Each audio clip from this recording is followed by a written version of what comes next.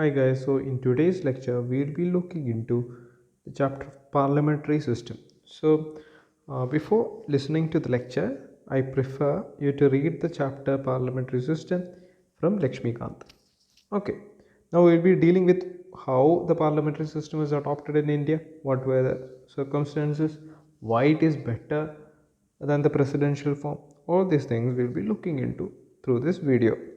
Okay, articles 74 and 75 deal with the parliamentary system at the center, and Articles 363 and 364 in the states. Okay, parliamentary form of government is one in which the executive is responsible to the legislature for its policies and acts. Okay, now the main difference between parliamentary form and presidential form. So, in parliamentary form, of government, the parliament or central legislature is supreme. In presidential form, the government, in that form of government, president is a real executive. In the case of US, the president is a head of the state, is a real executive, and he is the most powerful official in the country. Okay, and in parliamentary system, the parliamentary system of government is based on the principles of collective leadership. The Council of Ministers having Prime Minister as its head. Here, the head is Prime Minister and is responsible to the Parliament. President in presidential system, president is the head of the state. Generally, he or she is elected directly. Therefore, he is not responsible to the Congress or to the Parliament in general. Okay. And in parliamentary system, the head of the government is usually known as Prime Minister. Here, President is the head of the government. Prime Minister is the leader of the majority party. Okay, or the group of several political party or coalition government. Okay. The president is generally directly elected by the people. Okay. In parliamentary form of government, who is accountable to the legislature? Prime Minister is accountable to the legislature. In a monarchy, constitutional democracy, the monarch is head of the state. For the example, in Britain, even though they form a parliamentary form of government, the head of the state is the queen. Okay, in a parliamentary republic form of parliamentary government, the president is a nominal executive. For instance, India. In the case of India, it is a parliamentary republic. The head of India, head of the state is the president. Okay, but he is a nominal executive for namesake. Okay, the British constitutional and political experts described the prime minister as the primus inter pares. What does means? It means that first among equals in relation to the cabinets. The president is a nominal head and the prime minister is a real executive.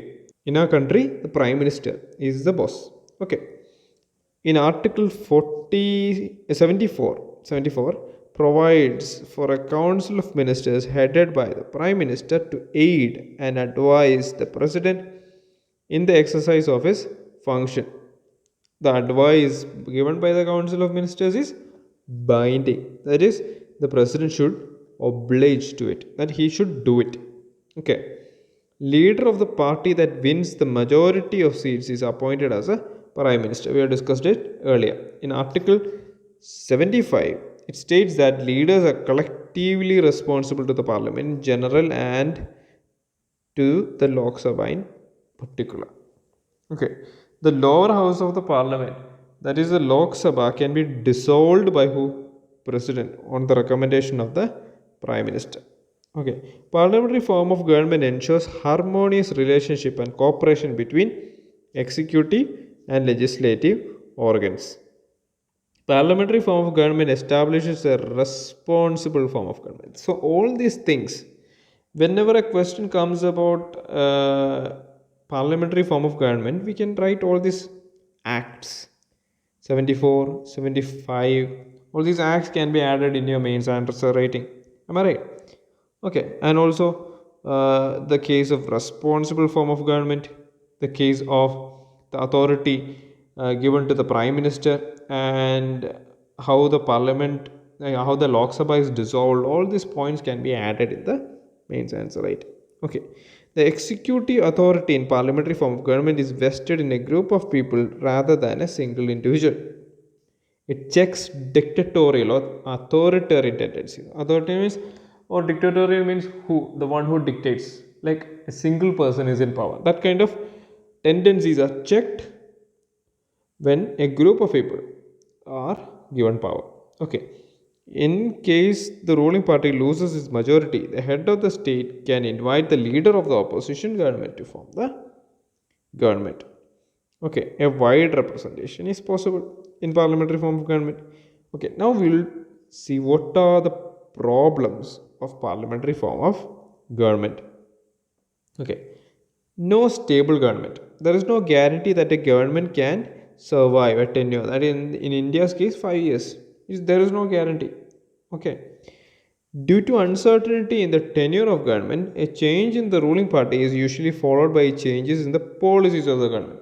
Suppose a ruling party, or say in our case, suppose India makes a wrong policy and the people go against it, and in the non-confidence motion, what will happen? The government is thrown out and UPA comes back in power. What will they do initially?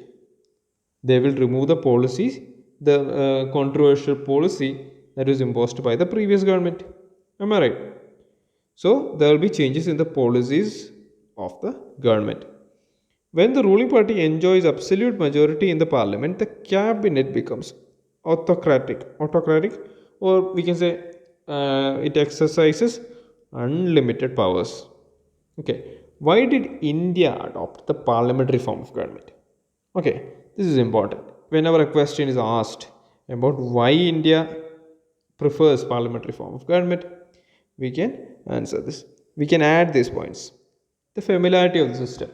For the 32 years, like before independence, we were in parliamentary form of government. Okay, we have seen the various acts in the historical background chapter. Okay, the preference to more responsibility. A democratic executive must satisfy two conditions. What are they? Stability and responsibility. Okay. Now, wanted to avoid conflict between executive and legislature. The important point of parliamentary system is that there should be separation of powers. Okay, so there should not be conflict between executives and legislatures. Okay, they wanted to form a government that would be conductive to the manifold development of the country. Okay, nature of Indian society.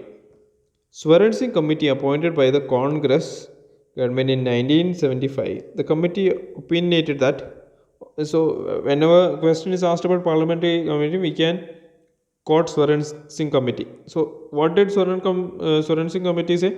They gave an opinion that parliamentary system is doing well, hence there is no need to replace it with presidential system. So that's it for the chapter of parliamentary system. So I hope today's lesson was productive for you guys. Until next time we meet again, God bless you all. Jai Hind.